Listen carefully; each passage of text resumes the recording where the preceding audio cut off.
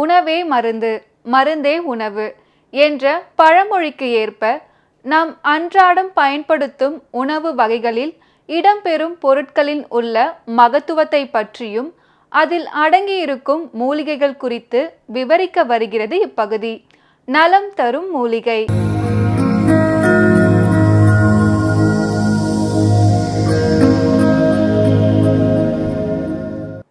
மக்கள் வணக்கம்.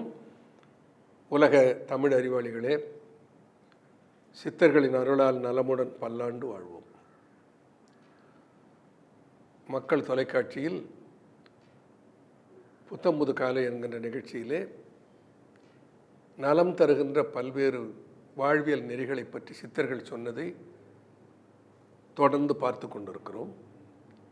அந்த வகையில் அன்னமயகோஷத்தை ஆரோக்கியப்படுத்துவதற்கு உணவு ஒழுக்கத்தில் என்ன கடைபிடிக்க வேண்டும் என்பதை பார்த்தோம்.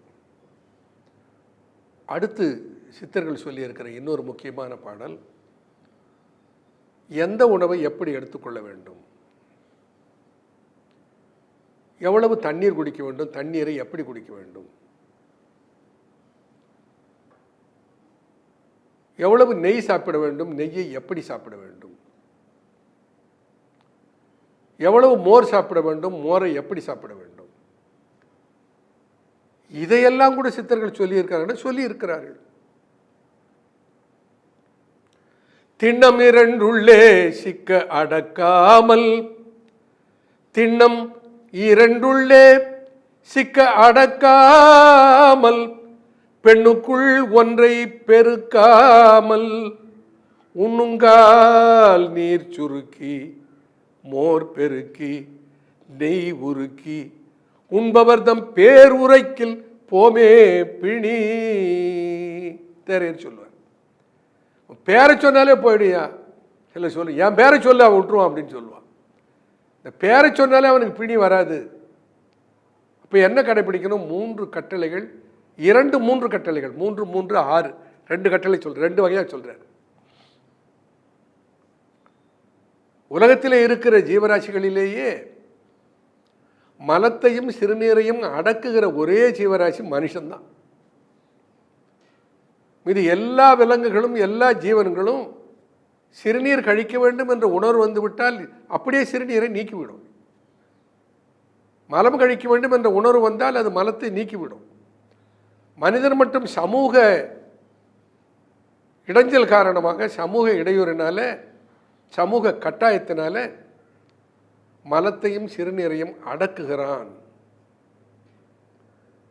திண்ணம் 2 உள்ளே சிக்க அடக்காமல், மலத்தை அடக்கினால், பெரும் மலக்குடலே மலம் தேங்கினால், மலத்திலே இருக்கிற நீர் திரும்ப உடலால் உறிஞ்சப்படுகிற போது அதில் இருக்கிற டாக்ஸின்ஸ் உள்ள ரீஅப்சார்வ் ஆகும். இன்னைக்கு சயின்ஸில் படிக்கிறோம்.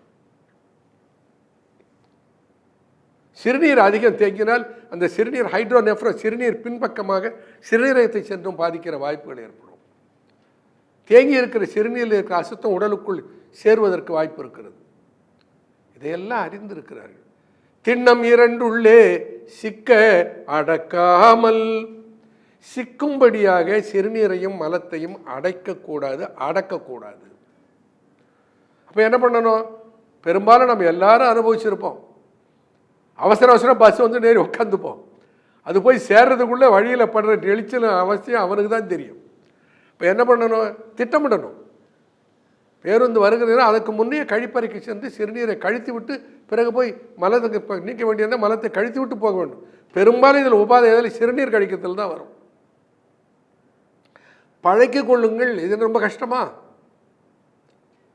மலம் நீக்க வேண்டும், சிறுநீர் கழிக்க வேண்டும் என்ற உணர்வு வந்தால் அதை சென்று கழித்து விட்டு நீக்கி விட்டு வந்து அடுத்த வேலையை பார்ப்போம். எழுதிக்கிட்டு இருப்பான், நெளிஞ்சு எழுதிக்கிட்டு இருப்போம் உட்காந்துக்கிட்டு.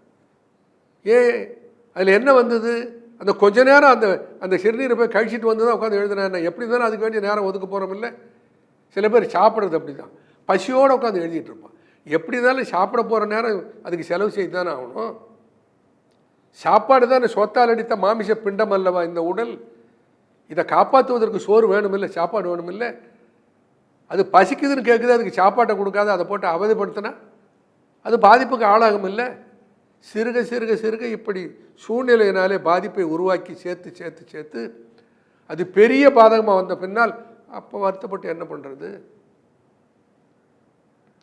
திண்ணம் 2 உள்ளே சிக்க அடக்காமல். அடுத்து அவளை அனைத்தையும் நாம் தொடர்ந்து ஒவ்வொன்றாக பார்ப்போம். சித்தர்களுடைய நெறி 120 வயது நோயின்றி ஆரோக்கியமாக வாழ்வதற்கு வழிகாட்டுவதாக இருக்கிறது என்பதில் ஐயமில்லை. அது கடைபிடிப்பதற்கு காசு செலவில்லை, கடைபிடிப்பதற்கு நேர செலவிட வேண்டும். நேரமில்லை என்று சொல்பவர்களுக்கு இங்கே தங்குவதற்கு நேரம் இல்லாமல் போய்விடும். நான் சொல்லியிருக்கிற இந்த கருத்துக்களை ஆராய்ச்சி கண்ணோடு பாருங்கள், குதர்க்கமாக பார்க்க வேண்டாம். ஆராய்ச்சி கண்ணோடு பாருங்கள், ஆராய்ச்சி கண்ணோடு இந்த கேள்வியை எழுப்புங்கள். நான் சொன்ன முறைகளை கையாண்டு பாருங்கள். அந்த பலனை நீங்கள் அறிந்தால் அந்த பலனை என்னோடு பகிர்ந்து கொள்ளுங்கள். அதைவிட முக்கியம் உங்களுடைய நண்பர்களோடு பகிர்ந்து கொள்ளுங்கள். அனைவரும் ஆரோக்கியமாக இருக்கட்டும், அந்த ரகசியத்தை சொல்லுங்கள்.